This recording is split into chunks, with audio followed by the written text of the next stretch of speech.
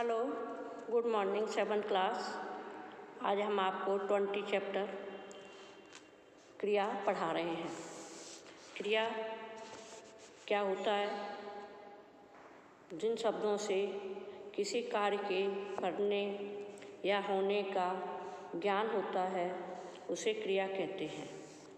जो हम काम करते हैं उनके लिए जो शब्द यूज किए जाते हैं उनको क्रिया कहते हैं। जैसे लड़कियां रस्सी कूद रही हैं, तो कूद रही हैं ये क्रिया है।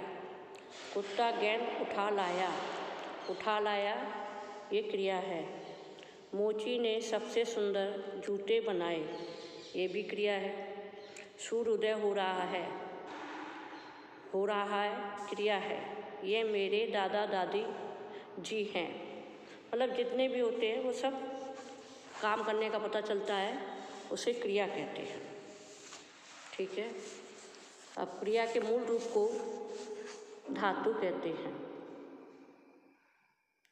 धातु क्या है? किसी क्रिया शब्द के अनेक रूपों में जो अंश समान रूप से मिलता है उसे धातु कहते हैं। ठीक है। अभी आपने क्रिया के बारे में जाना है। जैसे खेल रहे हैं, चल रहे हैं, आ रहे हैं, जा रहे हैं, खाएंगे, पिएंगे इत्यादि, ये सब क्या है? क्रियाएं हैं। तो क्रिया का मूल रूप होता है धातु। किसी क्रिया शब्द के अनेक रूपों में जो अंश समान रूप से मिलता है उसे धातु कहते हैं। यही क्रिया का मूल रूप होता है। क्रिया का जो मूल रूप होता है उसे धातु कहते हैं। जैसे पढ़, लिख, जा, आ, इस तरह से हैं। और इसमें ना प्रत्यय लगा दिया जाता है।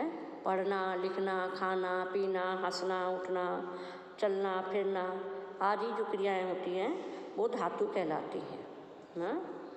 फिर समय के अनुसार इसमें क्रिया का प्रयोग किया जाता है। अब आते हैं क्रिया के कितने भेद होते हैं। वर्गीकरण के आधार पर क्रिया के 2 भेद होते हैं, है ना। कर्म की दृष्टि से क्रिया के भेद और रचना की दृष्टि से क्रिया के भेद। ठीक है। कर्म की दृष्टि से क्रिया के भेद और रचना की दृष्टि से क्रिया के भेद। अब आते हैं कर्म की दृष्टि से क्रिया के 2 रूप होते हैं। नंबर 1 अकर्मक क्रिया और नंबर 2 सकर्मक क्रिया। अकर्मक क्रिया, सकर्मक क्रिया। नंबर 1 में जाते हैं अकर्मक क्रिया। वाक्य में जिस क्रिया के प्रयोग में कर्म की आवश्यकता नहीं होती और क्रिया का प्रभाव सीधे कर्ता पर पड़ता है उसे अकर्मक क्रिया कहते हैं। जिसमें कर्म नहीं होता, जिन वाक्यों में कर्म नहीं होता उसे अकर्मक क्रिया कहते हैं। जैसे माँ सो रही है, घोड़ा दौड़ रहा है, हाथी नहा रहा है इत्यादि जो हैं वो सोना, दौड़ना, नहाना ये अकर्मक क्रिया है यहाँ पर है। ठीक है। अकर्मक क्रिया, तो अकर्मक क्रिया वाक्यों में किसको लगाकर प्रश्न करने पर कोई उत्तर नहीं मिलता है तो अकर्मक क्रिया होती हैं। प्रमुख अकर्मक क्रियाएं कौन कौन सी होती हैं? हंसना, रोना, उठना, बैठना, तैरना, सोना, जागना, दौड़ना, भागना, डूबना, डरना, नहाना जो आदि क्रियाएं होती हैं ज़्यादातर अकर्मक क्रियाओं के अंतर्गत आती हैं। अब हम आते हैं 2nd नंबर पर सकर्मक क्रिया। सकर्मक क्रिया का अर्थ है कर्म से जुड़ा होना। जिन वाक्यों में कर्म होता है उसे सकर्मक क्रिया कहते हैं। इसमें क्रिया का फल कर्म पर पड़ता है। जैसे बंदर केला खाता है। कर्म क्या है? केला है। तो बंदर केला खा रहा है। भैरवी पत्र लिख रही है। क्या लिख रही है? पत्र लिख रही है। इस तरह के जो शब्द आते हैं वो सकर्मक क्रिया के होते हैं। ठीक है, तो दो प्रकार की क्रिया होती है कर्म के आधार पर, अकर्मक और सकर्मक। सकर्मक क्रिया की पहचान: वाक्य में क्रिया के साथ क्या, किसको, किसे लगाकर प्रश्न करने से यदि उत्तर मिलता है तो क्रिया सकर्मक होती है। इनमें खाना, पीना, बनाना, लिखना, पढ़ना, सुनना, बांटना, देखना, देना, लाना, जाना आदि कुछ प्रमुख सकर्मक क्रियाएं हैं। ठीक है, अब सकर्मक क्रियाएं आपने जान ली, जो जिस वाक्यों में कर्म होता है और क्रिया का प्रभाव कर्म पर पड़ता है तो सकर्मक क्रिया होती है। अब सकर्मक क्रिया के भी दो भेद होते हैं। नंबर एक कर्मक क्रिया। जिन क्रियाओं में एक ही कर्म होता है उन्हें एक कर्मक क्रिया कहते हैं। जैसे नेहा बर्तन धोती है, बच्चे खेल खेल रहे हैं आदि जो है उसमें एक ही कर्म है। किसी किसी क्रियाओं में एक से ज़्यादा कर्म होते हैं तो उन्हें द्विकर्मक क्रिया कहते हैं। द्विकर्मक क्रिया में सकर्मक क्रियाओं के दो दो कर्म होते हैं।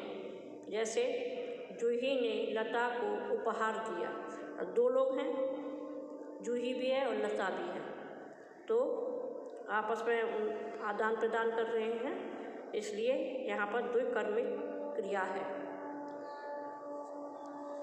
द्विकर्मक क्रिया है ना। पिताजी ने राकेश को नए जूते दिलवाए, है ना, तो दो लोगों के साथ काम हो रहा है, इसलिए दो कर्म हैं यहाँ पर। ध्यान दें, द्विकर्मक क्रियाओं में से एक प्राणीवाचक कर्म होता है, दूसरा अप्राणीवाचक कर्म। प्राणीवाचक कर्म गौड़ कर्म कहलाता है और अप्राणीवाचक कर्म मुख्य कर्म कहलाता है। ठीक है, मुख्य कर्म क्रिया के पास में होता है और कारक चिन्ह से रहित होता है ना। मुख्य जो कर्म होता है वो क्रिया के पास में होता है। दो है तो एक पहले होता है, एक बाद में। जो बाद में होता है वो मुख्य होता है और उसमें कोई कारक और चिन्ह नहीं होते।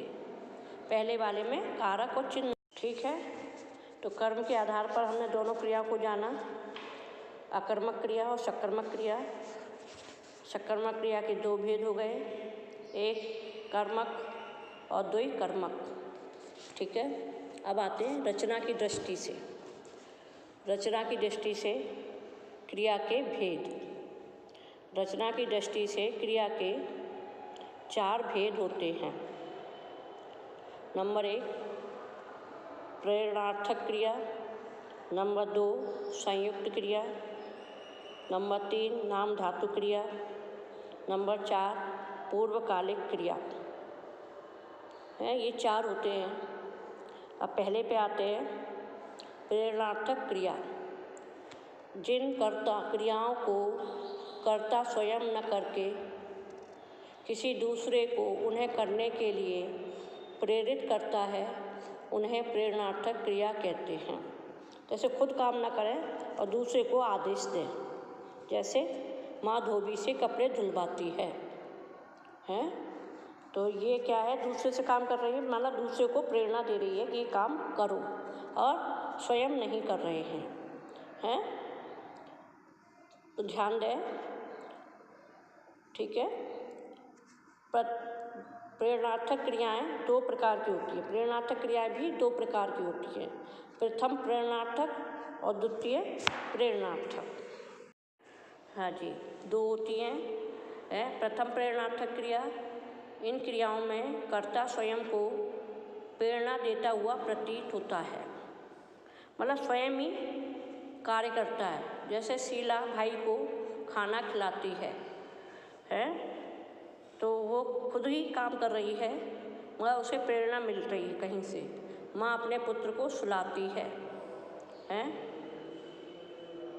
तो ये खुद काम कर रहे हैं, कर्ता स्वयं है। तो प्रथम प्रेरणार्थक क्रियाएं वास्तव में प्रेरणार्थक न होकर सकर्मक क्रिया ही होती हैं।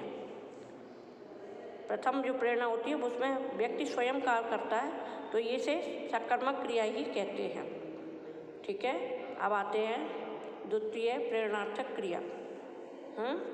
द्वितीय प्रेरणार्थक क्रिया में जब कर्ता स्वयं कार्य में सम्मिलित न होकर किसी अन्य को कार्य करने को प्रेरित करता है तो द्वितीय प्रेरणार्थक क्रिया होती है। जैसे राधा आया से बच्चे को दूध पिलाती है। ठीक है, खुद नहीं कर रही है, आया से काम करवा रही है। डॉक्टर नर्स से रोगी को दवा दिलवाता है। डॉक्टर खुद नहीं दे रहा है, वो नर्स के द्वारा काम करा रहा है। तो ये द्वितीय प्रेरणार्थक क्रियाएं होती हैं। द्वितीय प्रेरणार्थक क्रिया में दो कर्ता होते हैं और दूसरे से काम करने की प्रेरणा मिलती है। ठीक है, पहले में प्रथम और द्वितीय प्रेरणार्थक क्रियाओं में यह अंतर होता है कि प्रथम में एक कर्ता होता है और द्वितीय में दो कर्ता।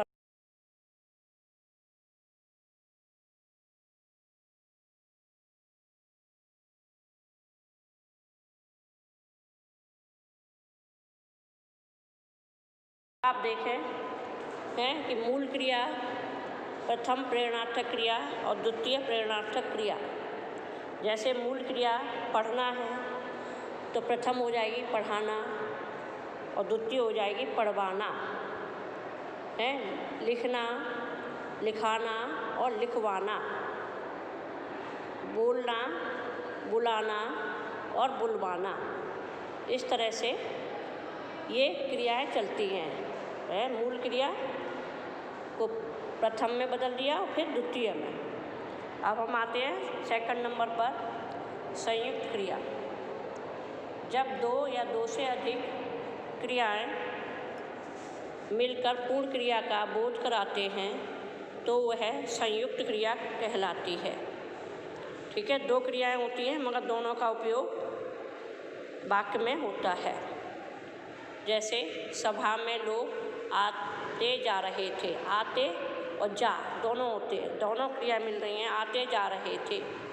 दिव्या खाना खा चुकी है, खाना खा चुकी है, चुकी भी है और खा चुकी भी है। ठीक है, इन वाक्यों में दो दो क्रियाएं हैं, जाने और दो हैं और खा और चुकी है। ठीक है, हम आगे आते हैं नाम धातु क्रिया। तीसरे नंबर पर आते हैं नाम धातु क्रिया। ठीक है, पहले संयुक्त क्रिया में देखें, पहली क्रिया मुख्य और दूसरी क्रिया रंजक कहलाती है ना। क्रिया ये चैप्टर थोड़ा ध्यान से सुने, है ना। संयुक्त क्रिया में मुख्य क्रिया और रंजक क्रियाएं होती हैं। पहली जो क्रिया होती है वो मुख्य होती है और जो दूसरी क्रिया होती है, सेकंड क्रिया होती है, वो है रंजक क्रिया कहलाती है। ठीक है, जैसे आते जाते, आने जाना, है ना, तो ये दो क्रियाएं हैं। अब तीसरी क्रिया पर आते हैं नाम धातु क्रिया। जो क्रियाएं संज्ञा, सर्वनाम, विशेषण आदि शब्दों से बनाई जाती हैं उन्हें नाम धातु क्रिया कहते हैं। ठीक है, मिठाइयों पर मक्खियाँ भिन भिना रही थीं, हैं। देर रात तक दोनों बतियाते रहे। तो ये जो है बतियाते रहे, भिन भिना रही, ये संज्ञा या विशेषण से बनती हैं, है ना। तो कैसे होता है, पहले देखें। संज्ञा, सर्वनाम, विशेषण और अनुकरणात्मक शब्दों से नाम धातु क्रियाएं इस प्रकार बनती हैं। जैसे संज्ञा हाथ तो हथियाना, बात बतियाना। अनुकरणीय वाचक भिन्न भिन्न, भिन्न भिनाना, चमचम, चमचमाना, चमचमाना है। और विशेषण में जैसे गर्म, गरमाना, मोटा, मोटियाना। सर्वनाम में अपना, अपनाना। ऐसी जो क्रियाएं होती हैं वो नाम धातु क्रियाएं कहलाती हैं। अब आता नंबर 4, पूर्वकालिक क्रिया। वाक्य में मुख्य क्रिया से पहले प्रयोग होने व संपन्न होने वाली क्रिया को पूर्वकालिक क्रिया कहते हैं। मुख्य क्रिया से पहले जो क्रिया आती है उसे पूर्वकालिक क्रिया कहते हैं। जैसे माँ नहाकर पूजा करती है, लड़की सांप को देखकर डर गई। तो इस तरह के जो शब्द आते हैं वो पूर्वकालिक क्रिया के अंतर्गत आते हैं। ठीक है? जैसे पूजा करना, डर गई, जो है वो क्रिया से पहले संपन्न होने वाली क्रिया को पूर्वकालिक क्रिया कहते हैं। ठीक है? किसी काम के करने या होने का ज्ञान कराने वाले शब्द क्रिया कहलाते हैं। क्रिया का मूल रूप धातु होता है। कर्म के आधार पर क्रिया 2 प्रकार की होती है, अकर्मक और सकर्मक। सकर्मक में 2 होती हैं, कर्मक में 2 होती हैं, एक कर्मक और 2 कर्मक। संयुक्त क्रिया में मुख्य क्रिया के साथ सहायक क्रिया या रंजक क्रिया लगाई जाती है। प्रथम प्रणार्थक क्रियाएं सकर्मक ही कहलाती हैं। नाम धातु क्रियाएं संज्ञा, सर्वनाम, विशेषण आदि शब्दों से बनती हैं।